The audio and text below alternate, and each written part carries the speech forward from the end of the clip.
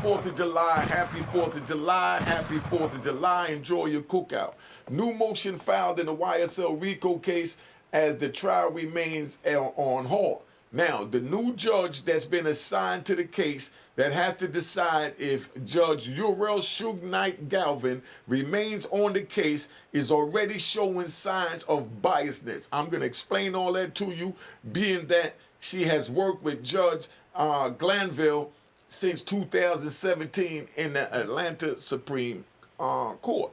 Now, this is what's going on, right? Amid Young Thug's lawyer requesting to remove Judge Galvin from the YSL RICO case, the trial is already delayed until another judge can rule on that motion. The new judge that they got, so you understand, it's a female judge that works under Ural Glanville.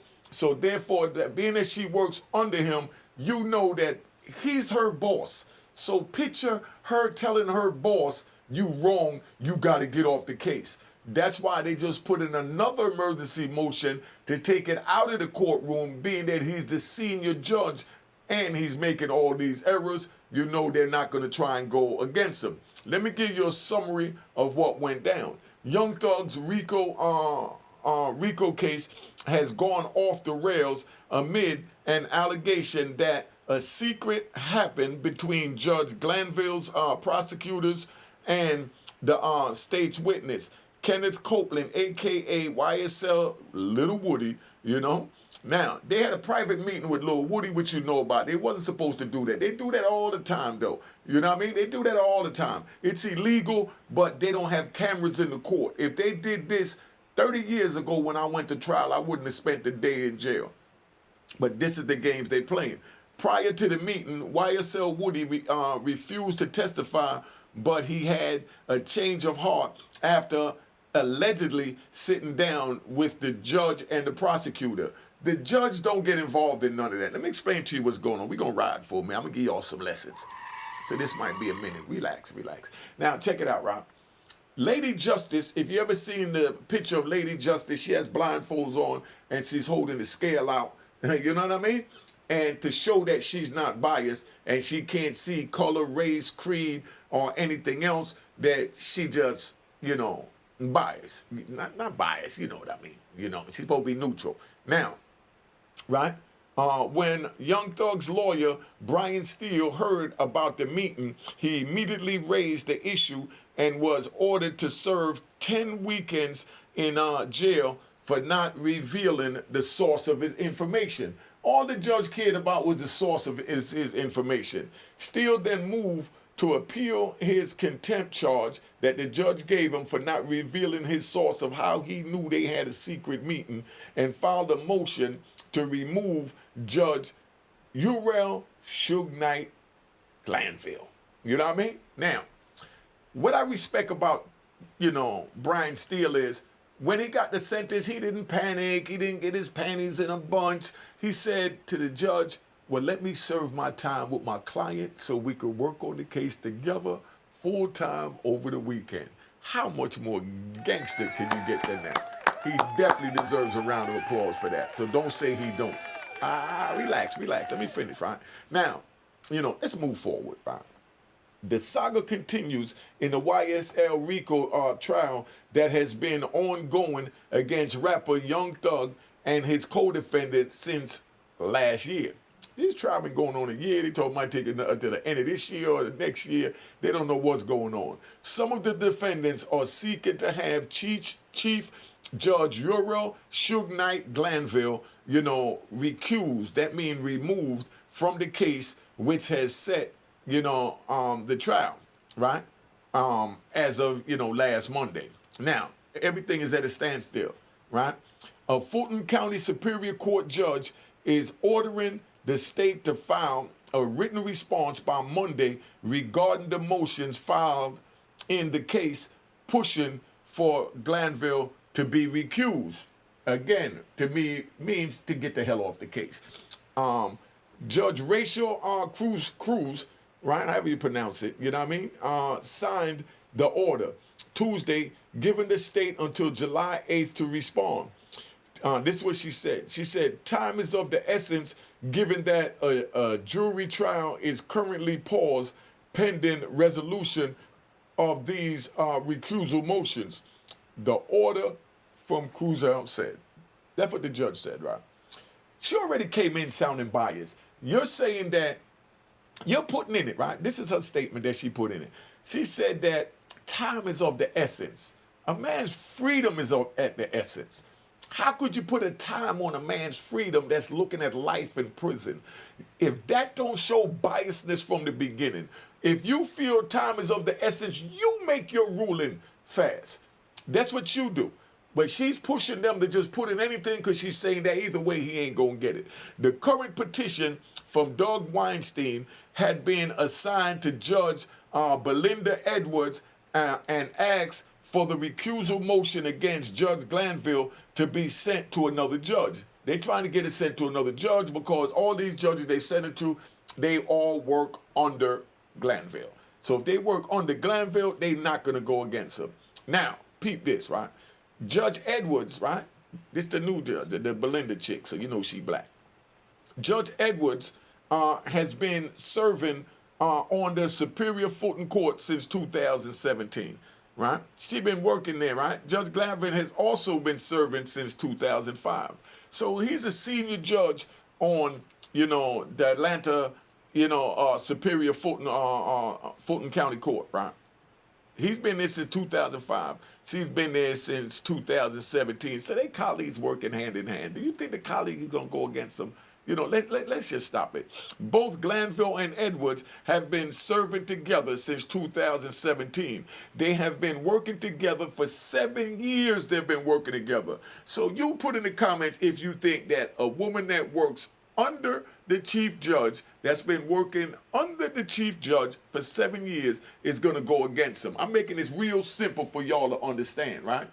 So you already know that's going to be another issue. However, so they already brought the issue up saying that, take it out of there, send to a whole nother court, all of them corrupt, the whole Fulton County corrupt. That's how they went at it. Right before Cruz issued her order, that's the new judge that ordered them to respond by July 8th, right? The attorneys for Dante Kendrick filed a motion Tuesday pushing to disqualify any Fulton County Superior Judge from ruling on the motion for recusal. Now, he's doing that because they all work with, for, and under Judge Glanville. So y'all put in the comments if you think that he's going to go against it.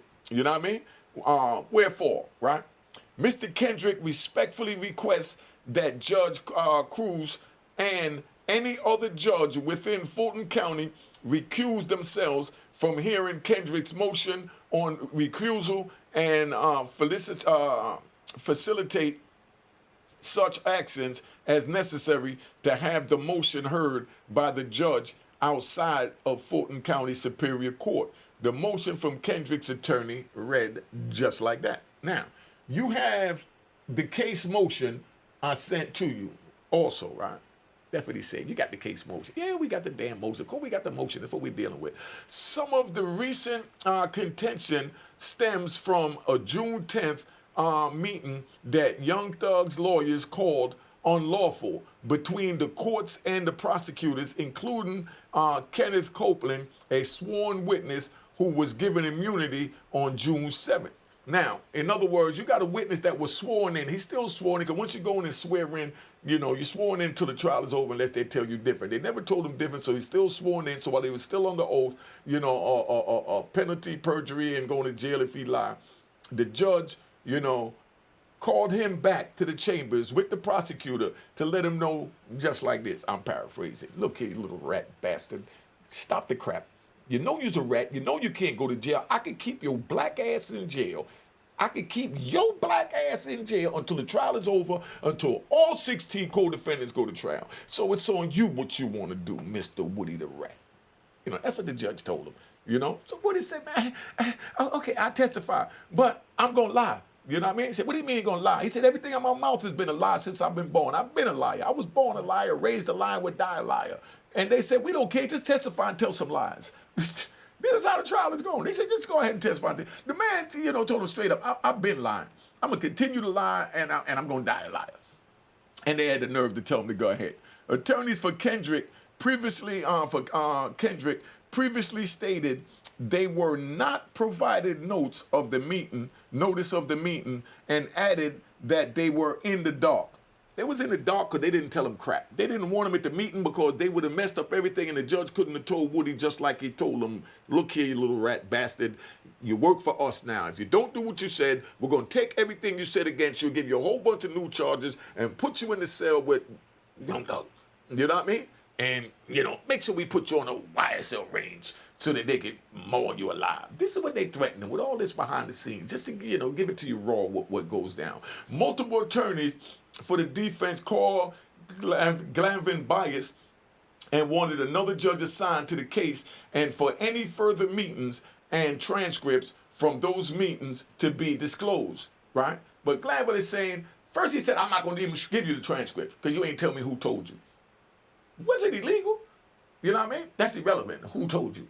This is all Glanville cared about. So that's what we was dealing with that, right? So now, as you may already know, Judge Glanville denied the recusal motion in a 7-page order, but he did not appear to think this part of the order, as well. Now, Georgia law states in the first part means the motion should have gone to another judge. In other words, you wasn't supposed to make that 7-page ruling, Glanville. It was supposed to go to another judge. Glanville, you got everybody working for you. Why is he so cocky and stupid? That's what happened when you give a nigga power. You give a nigga power and they abuse it. That's why you never give niggas power in the government. Because they have to show the Europeans that they're harder on the niggas than, the whites. That way they could try and be accepted. So that's where we was at. All he had to do was give it to the same judges he giving it to now. They would have made the same ruling they're going to make, saying, now you can stay on there, boss. You didn't do nothing wrong, boss. That's all you had to do. But he was so cocky, he think he do what he want to do because he's been doing what he wanted to do because it hasn't been any cameras in the courtroom and it hasn't been any lawyers that was, tough enough and rigorous enough like Brian Steele to challenge him and grab onto his little ankles like a little pit bull or like that little Yokato Taco Bell, Chihuahua. And, Brian Steele is that little Taco Bell Chihuahua and he's nibbling on his ankles and won't let him go. And Judge Glanville is trying to kick him off like, get off of me, get off of me. You know what I mean? And he's like, no, I'm not getting off you. No, I'm not getting off you. And that's how Brian Steele did it, right? Now, so on page 4 of the court documents, right? Number 3 states, legal sufficiency of the grounds reads, turning to the third determination that a trial judge must make when presented with a motion to recuse. It is not enough that the affidavit simply meets the above 3 elements for legal sufficiency, as it must also fully assess the facts upon which the motion is founded and presented all evidence on the motions. So in other words, forget all it's not just the 3 elements above. When you say elements, they mean like ingredients in a cake, ingredients in a recipe. So this is the ingredients to make that statue, whole and complete. The GA United States Supreme Superior Court ruled 25.1. Here the court finds that a cursory review of the Weinstein affidavit submitted by plaintiffs in support of their motion contains assertions of fact to support the allegations of bias and impartiality, showing that you're not being impartial and you're being biased, Suge Knight, Glanville. You know what I mean? Because we call him Suge Knight. A European, another show. I got to find out his show. He calls him Suge Knight. He kind of looked like Suge Knight, and he acting cocky like Suge Knight. So this is Suge Knight on the court. You know what I mean? Running the trial. However, while these cases filed June 20th, 2024, assertions were made to support the defendant's allegations against Judge Suge Knight Glanville, there is a notable lack of evidence to support the allegations. This is what they say. Now, as noted from another attorney, evidence is irrelevant deciding whether the motion should be sent to another judge doesn't involve weighing the evidence. It involves assuming the allegations are true. So in other words, don't matter what the evidence are, if the allegations is true that you sat your black ass in there, Glanville, you know what I mean? And coerced and threatened this witness, you know, like if you're the prosecutor and the prosecutor is not even allowed to threaten a witness, but they do it. What you're going to see out of this, right? Somebody said the other day, put in a comment, oh, Woody don't get no applause. You know what I mean? We know Woody's a rat. Right? Gunshots, gunshots, gunshots. We know he's a rat bastard. We ain't even dealing with that. But we dealing with that this is a rat bastard that's trying to reform himself. There is no reforming for a rat.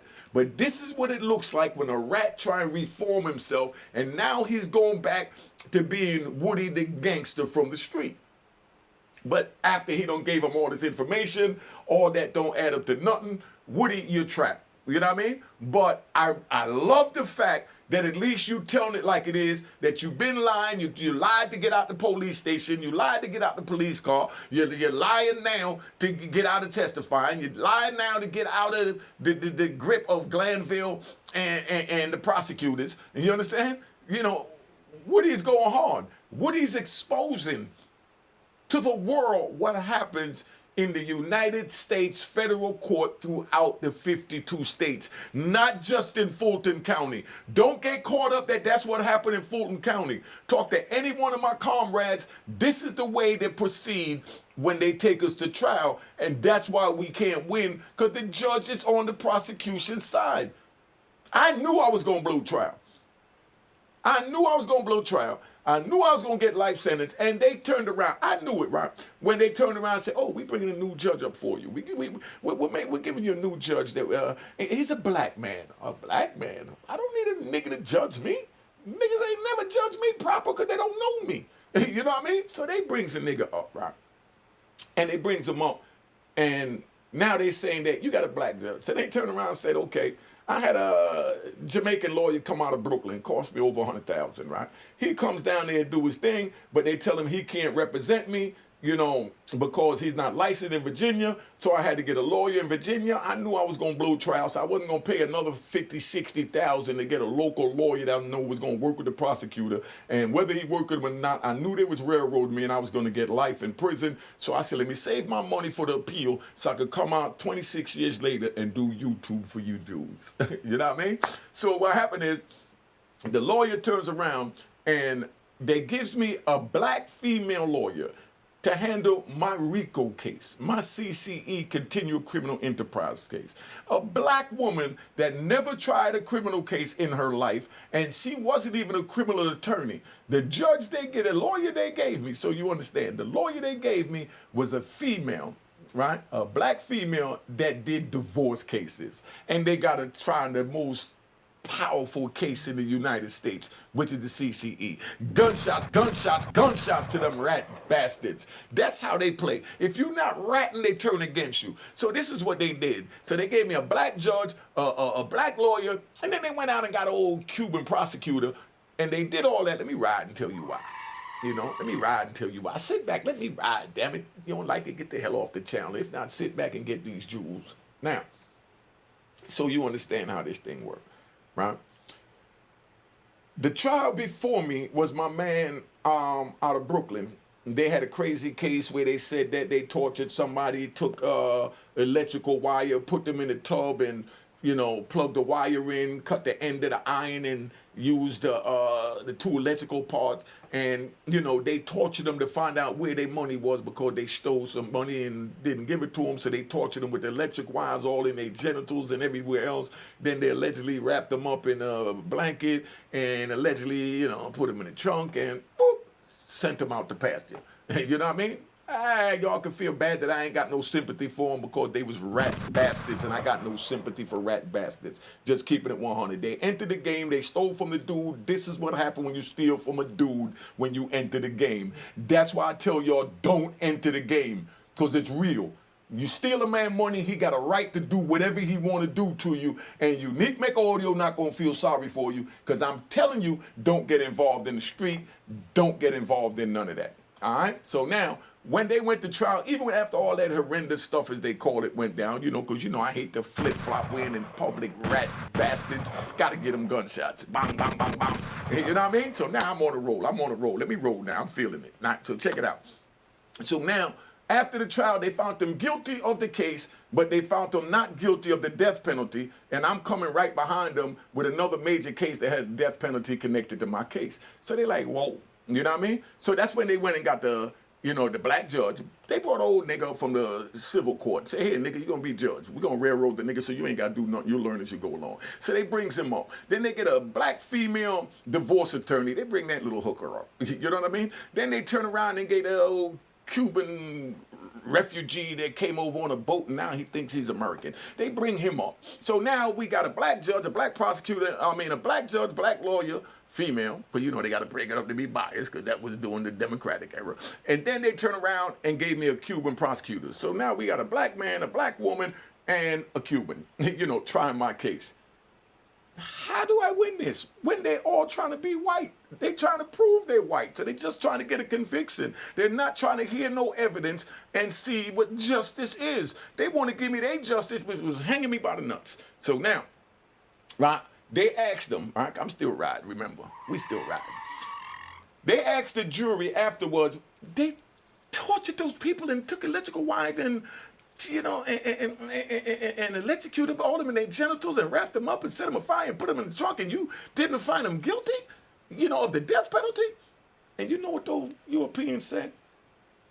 They told the newspaper, go look it up in the newspaper. Go look up my case and look up everything I'm saying, because you rat bastards just look for something to complain about. But that's how incredible my life was, as y'all call it. Now, when they do that, right, the jury said, we couldn't see ourselves putting those black boys to death to have it on our conscience because their name was Oscar, Big Gene, big shout out to Oscar, man. They call him Chuck out of Brooklyn, And a round of applause to Chuck. And a round of applause to Chuck. All right, relax. I'm going to show you how gangster it played out. I'm going to ride right now. I'm going to show you how gangster we were back then, right? So, y'all tell me if y'all built like this. Now, they go to trial, they blow trial, and the jury told the news reporters, they said we couldn't see us, sentence those black boys to death because it felt like a major, like a modern day lynching, but only with elevators. So we took the elevator up to the little guillotine to put the rope around our neck to walk into the courtroom, is the way a white person is describing how the trial looked. Now let me tell you why they said that. They said that because Oscar had 12 co-defendants. Every last one went to trial. So you got 12 black boys is what the jury said. So y'all can talk about, because I say white boys, there's nothing racist about it. It's just how we talk here in America. So stop the crap. You let the media tell you, don't say, a color before the boy. Just call him a boy. You know what I mean? So you ain't even got to say what color. If he's a boy, he's a boy. So that's how they play them little games. But anyway, this is what the jury said. They said we couldn't see ourselves putting those black boys to death. You know what I mean? Because it looked like a modern day lynching. They had 12 black dudes sitting in the courtroom, and they had 10 lawyers, one behind the first 10, and the first two, which was Gene and Franz Oscar. Round of applause to them. Got to give them a round of applause. Round of applause. Relax. Let me finish telling you. This is the same thing. Relax, man. It's the same thing y'all done going through, right? So you understand. He sat there. Right, and they found them. Then they had 2 prosecutors for the other 2, so that made 10 plus 2 plus 2 is 14 white people standing up, right, all in suits behind these 12 black boys, and all these crazy stories is coming out, and you could tell that a lot of the rat bastards that was testifying against Franz and Gene Oscar was lying out their ass. The jury already knew, but a lot of it they knew was true because a lot of it they had evidence too, so no one's saying they was innocent, you know what I mean? But now, right, check it out. So he sits there, and the jury said that it looked totally racist because had all these white people in the suits, and you had these poor black boys sitting there. Said we couldn't see ourselves putting them to death because we knew there was a lot of bullshit going on.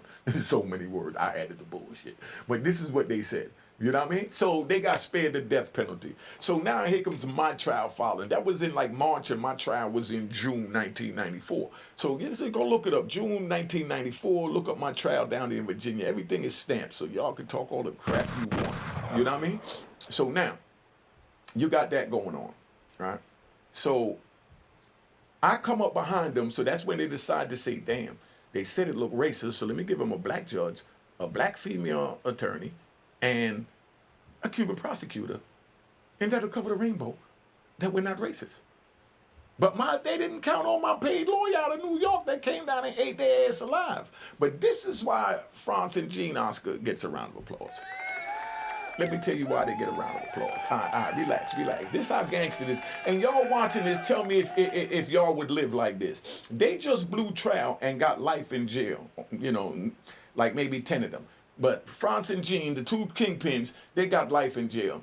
Then they came back at my trial and testified about all the bull crap that they did during their trial, and that's what they doing in my trial, which is what they doing in Thugger's trial. You understand? So check my paperwork. My mans, and his brother, they took the stand in my behalf, and another one named Rowan Keaton that gets a round of applause. We call him Yellow. Rowan Keaton down with Eastwood, Yellow, Jughead Banner. I can tell you some gangster stories all day, man. Relax. I can tell you about gangsters all day that followed the code. They blew trial and still came to my trial to free me. How many of y'all would do that? You got life. Now you got to go lay down and think about you got life and get prepared to do life. And then now here you go, going to testify for a comrade to try and prevent him from getting life after you just got life 30 days before. Could you do that? Or you going to be busy crying over your life sentence to worry about helping the next man? Or y'all going to say, oh, he's a fool for taking a stand because it's going to mess up his appeal? Nah, that's what men do. That's why we say man time. They was on man time. You know what I mean? Now, what the ex parte transcript says, right? Let me get into that. The transcripts, because I'm riding back. Let's hit the wheels. Let's ride back. The transcripts indicate that the meeting started without Copeland present, with a discussion about Copeland's representation.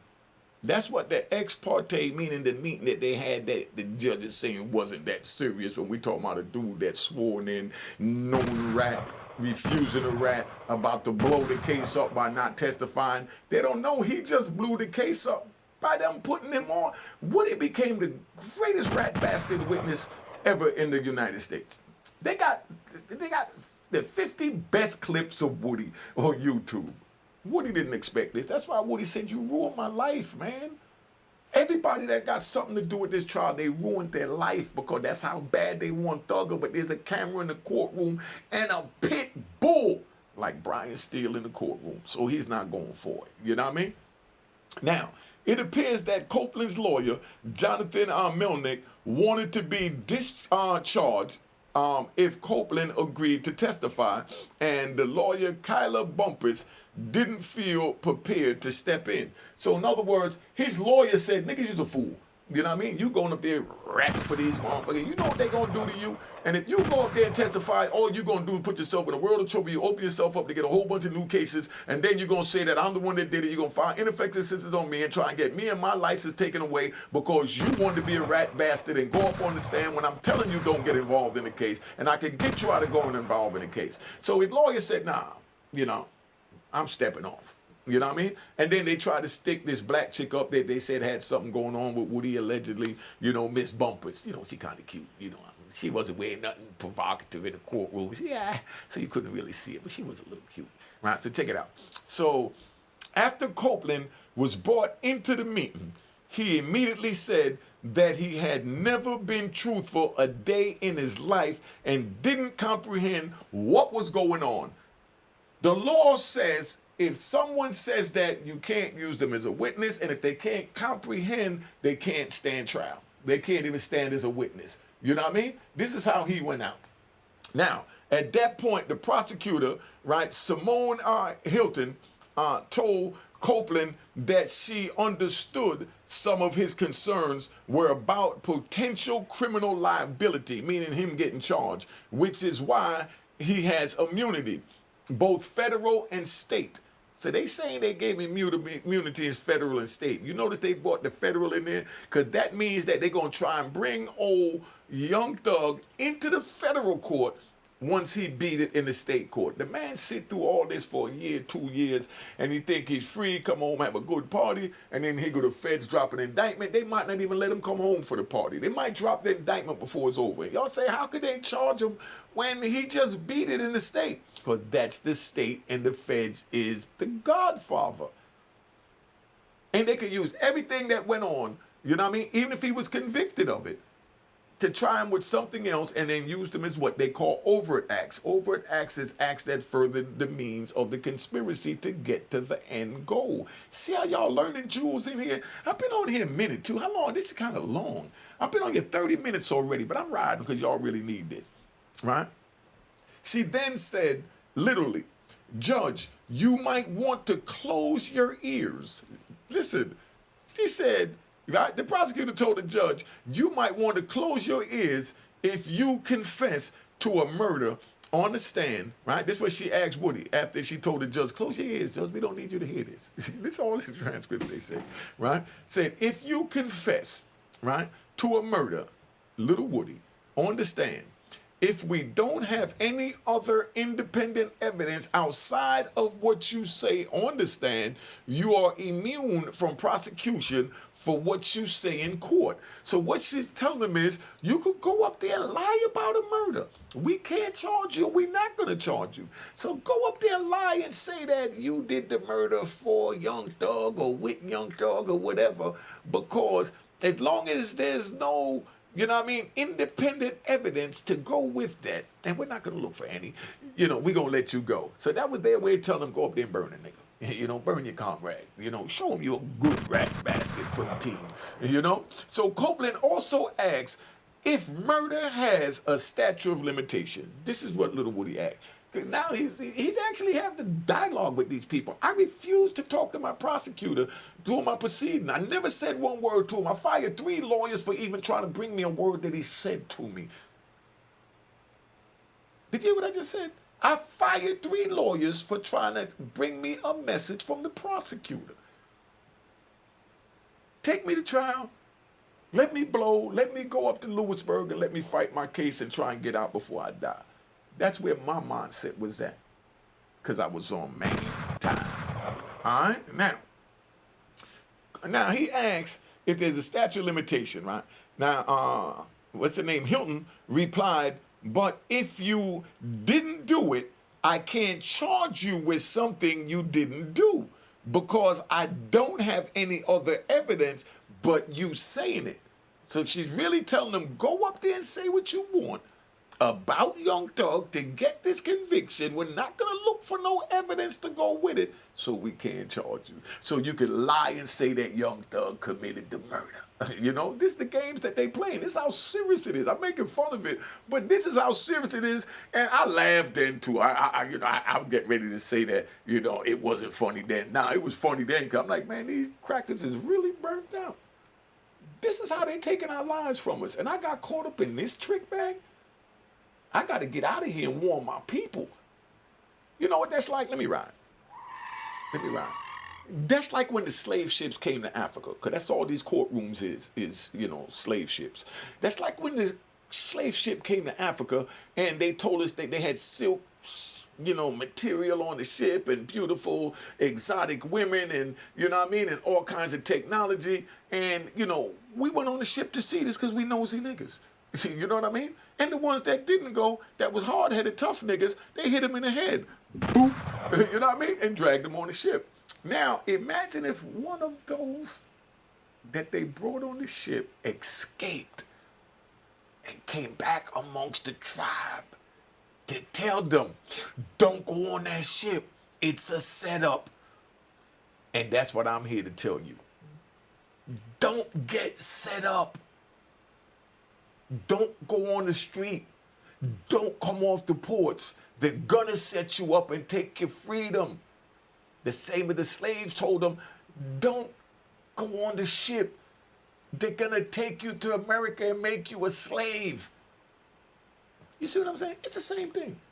Instead of a slave ship, they got a courtroom that take you right to the plantation. You know what I mean? They done bust me the plantations all over the country. Lewisburg, Allenwood, ADX Supermax, Lum Park, Coleman, Florida, Victorville, Atwater, Lee County. I mean, damn, man, all these plantations and my people don't know about it.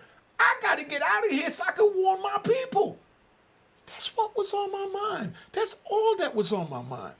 And now I'm out here warning you, so if you don't want to hear it, turn the channel.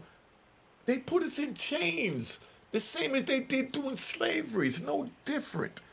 Except now, they got our people tricked to believe that this justice system is supposed to work equally for everyone.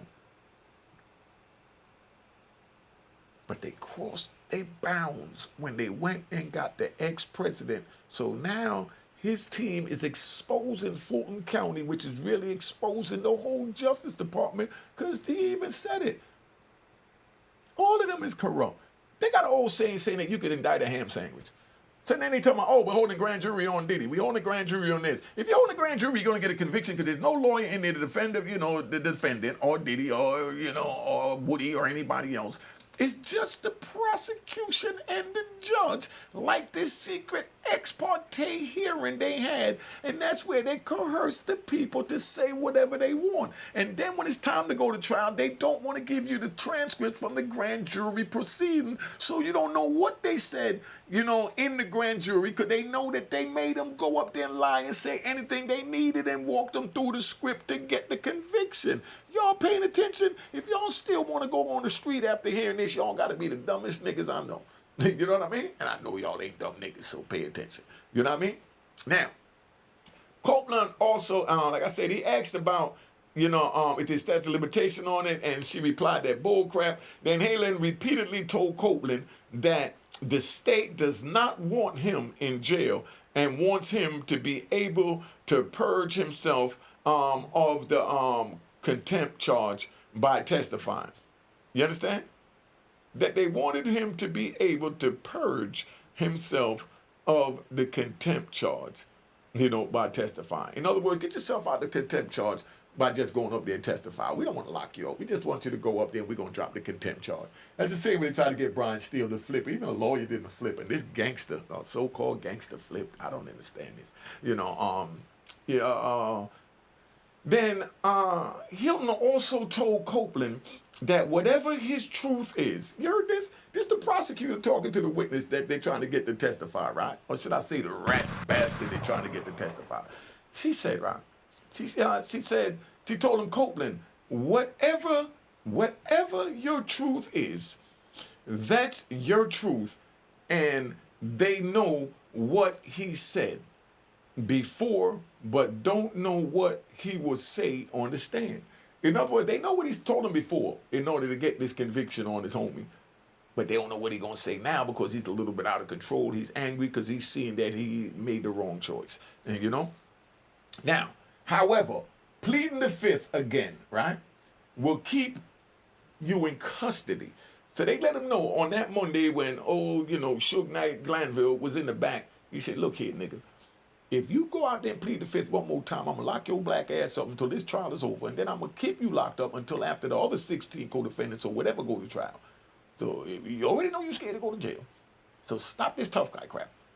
And then Woody's like, but you got me all on TV. You got me looking like a rat. And they said, hold up, Woody. What do you need, a mirror? You are a rat. Stop it. You know what I mean? Play your position now. You joined our team to be a rat bastard. And this is the way it played out. Just keeping it 100 so y'all understand. Don't go in there thinking you're going to get in bed with these people because they ain't got your interests at heart. Look how they disrespected poor little Woody. Yeah, poor little Woody. Yeah, okay. It appears that Copeland continued to argue with the prosecutors for several minutes about whether he agreed to testify or if he told them before June 7th that he planned on pleading the fifth. So it seems like he was saying that, I told you on June 7th, I'm not going to plead. I'm not getting up there on the stand. You already made a fool of the other dudes that came up there. You got the whole town trying to kill him. You got them looking like rat bastards. rat bastards. You know, gotta hit the gunshots, you know. So you got them looking like rat bastards. Now you trying to put me up there look like a rat bastard. This is on June 7th. They say, nah, nigga, you getting on the stand. You know what I mean? He said, I tell you what I'm not getting on the stand. So, you know, and he even told me he's going to plead the fifth. He said, no, we don't believe he's going to plead the fifth because you're too scared to go to jail. So all we got to do is tell you you're going to jail and you're going to take away that fifth thing. So we're going to take your ass on the stand. 3 days later, he get on the stand and he pleads the fifth. All hell breaks loose. Now the case is getting interested, right? Now, Copeland also said that he never asked for immunity, but Hilton replied that he didn't have to ask for it. Now that it was given to him, he had to choose, and if he chose not to testify, he would stay in custody until the trial is over, that they have no ending for the trial. This the prosecutor telling this man this. When you're not going to testify, okay, we're going to lock you up or do whatever you're going to do. But all this explaining, and then you got the Suge Knight in there, and the transcripts is redacted. The blind man could see it. Everywhere where the court get ready to speak, they put 3 lines. You know what I mean? Because they didn't put the rest of his statement. Glanville is a dirty dog, man. You's a dirty nigga. I'm just going to call you that. You's a dirty nigga, Glanville. Because what Glanville did is he turned around and he took out every part where he threatened that boy. But it's going to come out because they have what they call technology. The same way they talk about, you know what I mean, you can't wipe the server clean because they can go back in and retrieve it. Glanville, you know they're going to retrieve that. You just praying that your girl didn't type it, but I know she typed it because she didn't expect she didn't expect y'all to get caught having a hearing, much as having to be asked to turn over the transcript. So it's in the original joint before you redacted it, as you said. But you say you have nothing to hide, but yet you leaving out everything you said. It seems to me like you hiding everything you said. A blind man could see that, Suge Knight. Stop it, man. You know what I mean? Now, we know he said he ain't never asked for immunity. They said, well, you got it, nigga. Now you're going to testify or you're going to jail until after the trial is over. And when this is what the prosecutor said. And when we say the trial is over, every last defendant has been tried. Not just these 6, the other ones too, Hilton told them. So he said, you're going to stay in jail until this trial is over, and you know we have no end in sight for this because we don't know what the hell we doing. We just trying to make a spectacle and throw a whole bunch of shit in the air and hope it falls on somebody's face. You know what I mean? He said, so you're going to sit in jail for that and after the next trial is over. What he said? That's about 10 years. Yes, Mr. Woody. Of course, he said, let me go up in there. So Judge Glanville then attempted to ensure Copeland that he understood what was happening. But Copeland continued to say he didn't know what was going on and didn't trust anyone. Man, yo, he get a round of applause for that. He get a round of applause for that. All right, calm down. Let me tell you why he got a round of applause before these rat bastards try to jump out there. You know what I mean? He get a round of applause because by him saying that, that's going to help him because he continuously told him, man, I don't know what the hell going on. Y'all got me drunk. You know what I mean? Y'all got me drunk. I don't know what's going on. And if you have any influence or if you're mentally not capable of understand what the proceedings are, you're not allowed to go to trial to get on the stand and have anything to do with the goddamn courtroom. So that was the best thing he ever did. You know what I mean? So Judge Glanville, we already know he attempted to do that, right? So Copeland then asked, how many other defendants were left? And Hilton said 12. He said, it taking 2 years, young dog. 12 co-defendants. 2 times 12. That's 24 years. It could take to try this. Yeah, and your black ass was sitting in jail for 24 years. This is what they really did to him, so you understand. Because he even asked them, well, how much more? In other words, he's trying to calculate the time he got to sit in there if he played, on man time. But you already flipped, so, but that's where we at, right? So check it out, right? See, I'm giving y'all good commentary here so y'all understand, right? So now, at that point, right, Copeland asked to speak to his attorney, Bumpers, for a few minutes, and everyone left. So now he's left in the room with Bumpers. Bumpers, I'm telling you this. Bumpers, with her little cute ass, is going to go write a book about this. She got a vicious money bag, get ready to come. You know what I mean? So now, like I said, he asked, how many co-defendants, you know what I mean? Then he asked to talk to Miss Bumpers alone, Now, When they returned, Copeland asked if he would be locked up if he lied. You know? So maybe she told him, nigga, just tell him you're going to lie, mate. You know, that'll get you out of it. You trying to help me by getting me out. That's when Lil Woody went out there and told her, bitch, you fired. You know what I mean? That was all a plan for her to get off the case. So she's trying to help him get off the stand. So she told him, yo, just tell him you're going to lie. Tell him you're going to lie. Because they're not allowed to take no lies up there. And it backfired. The prosecutor said, nigga, you could lie all you want. You can lie all you want, but you can't claim the murder that we trying to give to your man, Young Thug. You got to put that on him, and you can tell any lies you want. Put that murder where we want you to put it, and then you can tell any lie you want. You know what I mean? So now, the prosecutor, Hilton, explained that if he said something different from what he had said before, she would ask him about it. So she's playing along. Like, if you lie or say something, if you don't remember what you said and they catch you up in it, I come back, clean you up, wipe your mouth to try not to make you look like the rat bastard you are, and I ask you about it so you can explain yourself and I walk you through it so you good. When Copeland said that he had told different stories at different times and didn't remember what he had said, because he told so many different stories, Hilton told him it was okay to say I don't recall. So they say, if you don't remember a lie you told, just say I don't recall. This is how they prepped her. The prosecutor told him, if you don't remember a lie, just say you don't recall.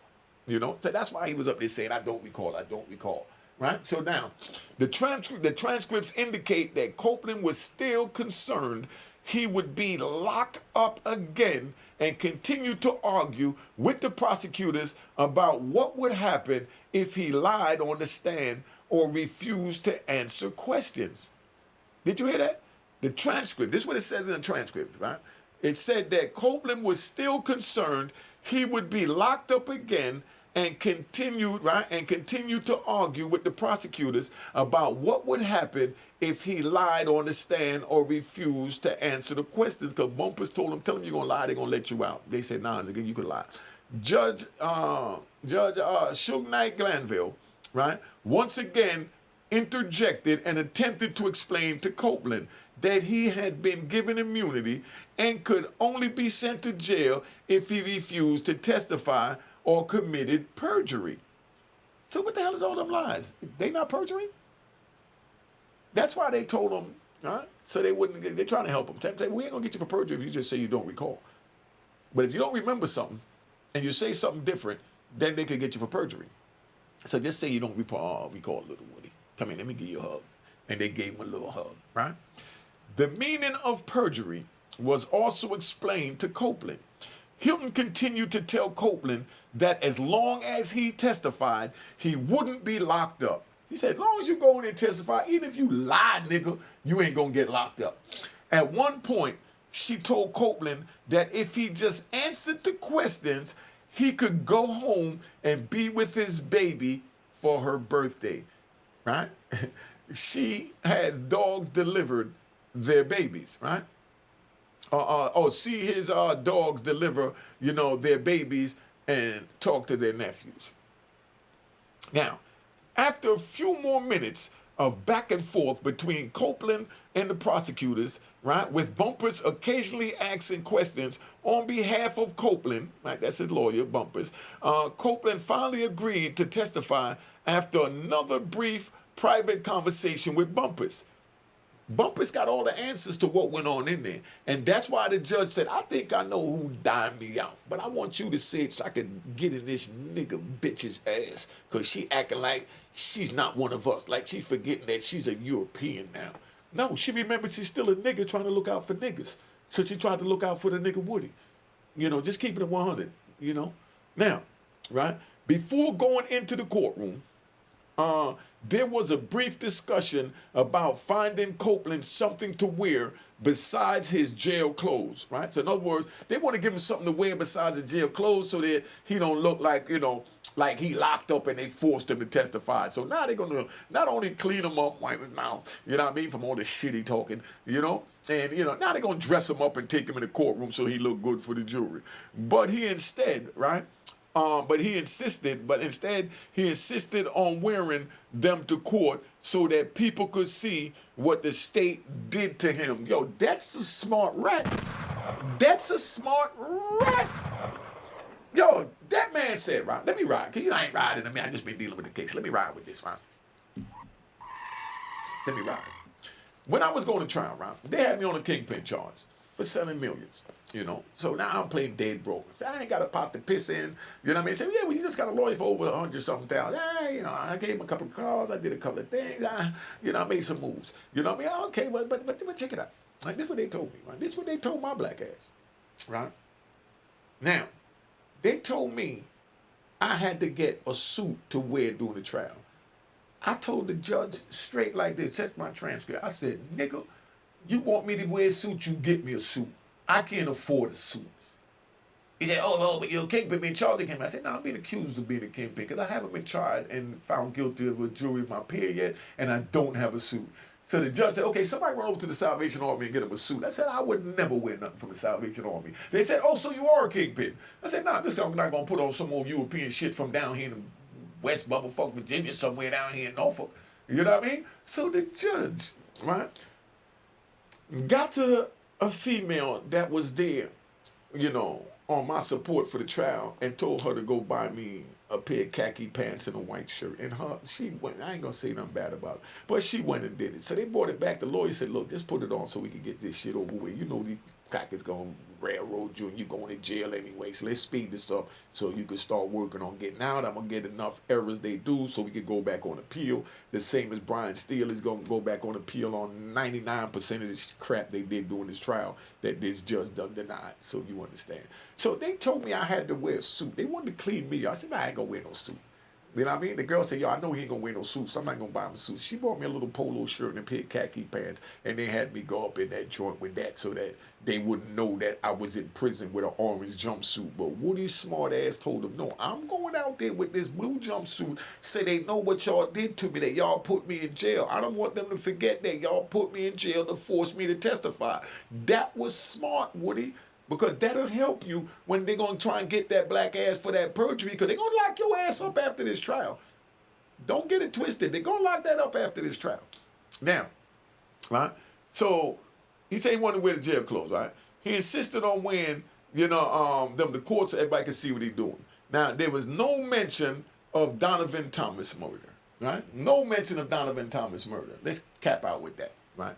Despite Steele's claim that Copeland admitted, right? Despite Steele's claim that Copeland, a.k.a. Little Woody the Rat, admitted to killing Donovan Thomas during the ex parte meeting, there is no direct mention of Thomas in the transcripts.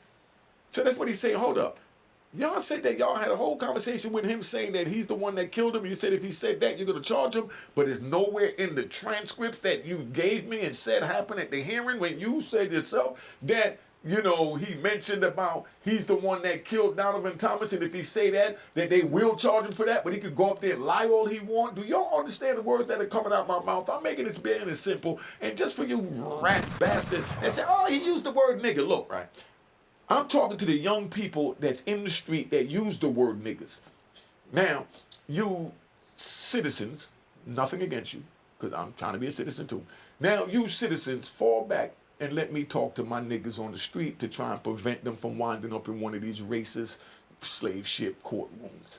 All right? So let me say my nigga all I want, because my niggas that's listening that I need to reach, they use these words. So I can't go to these niggas and say, you gentlemen shouldn't be doing this because, if you come on, off the sidewalk in front of your home, you could wind up in jail and then they might have different. No, nigga, you come off the sidewalk, you're going to jail. They got rules and regulations. If you tell you're going to get killed, because in my days, they decapitated niggas. So if you don't want to be decapitated, don't want to be labeled a rat, and even if you're weak enough, just don't get off the porch. If you think you're strong enough, I'm telling you, just don't get off the porch. You see what I'm saying? It ain't that hard. Now, let's start back with that. No mention of Donovan Thomas murder. Right? Despite Steele's claim that Copeland admitted to killing Donovan Thomas during the ex parte meeting, there is no mention of Thomas in those transcripts they released. Now, Copeland did say at one point, I did these crimes.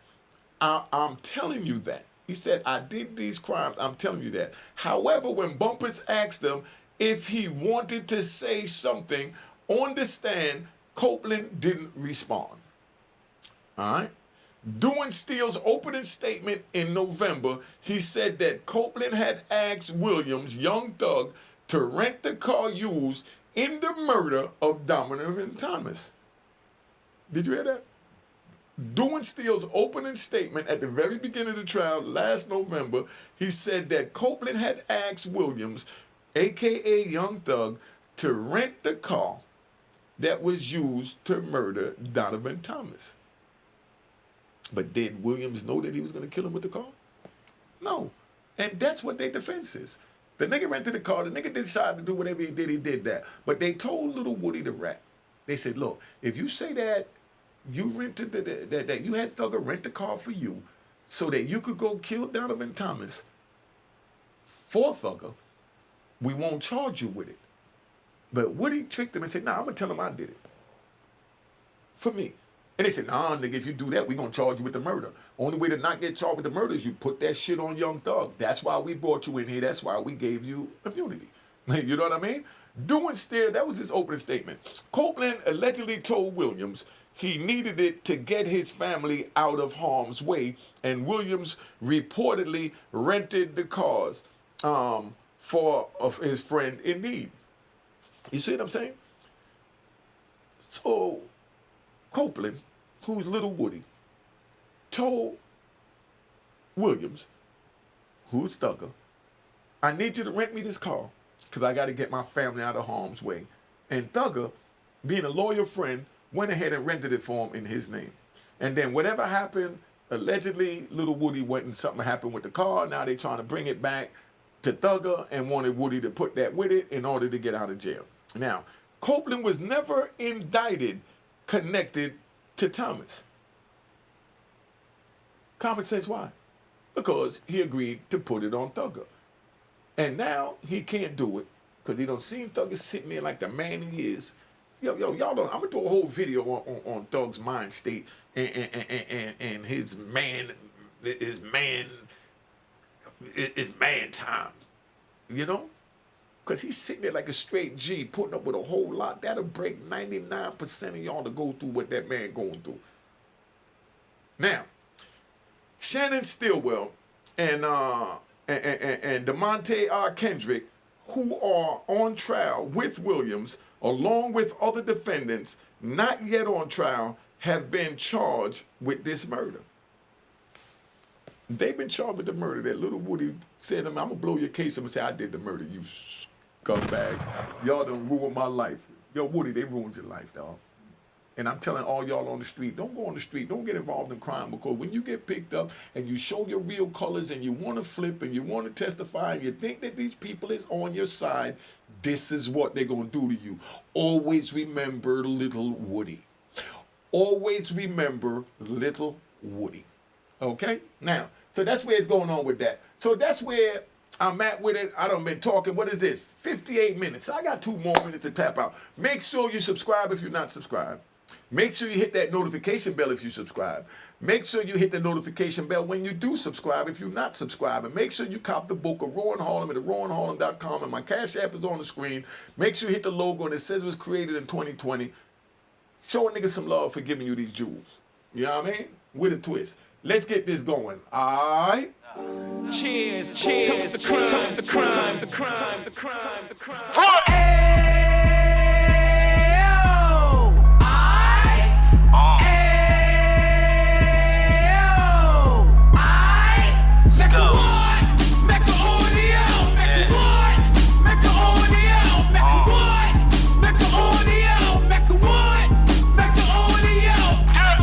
Fresh out the can of 26, heat back back on the strip, getting back in the mix. What he mentions a gift. You stand up 10 toes down, and I suggest you pay attention to this.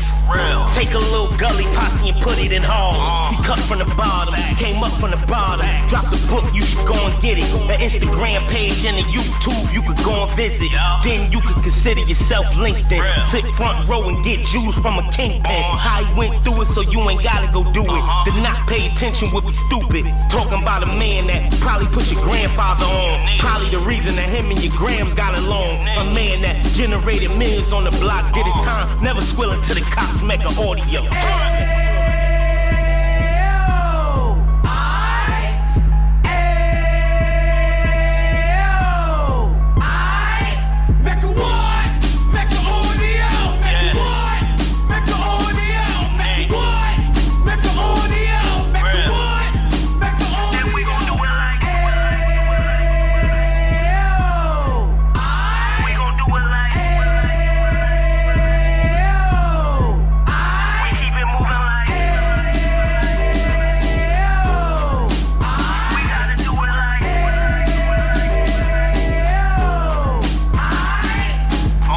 Get it live like 2 G's in the 90s. Drop top beamer so shiny. I let shorty go, she was whining.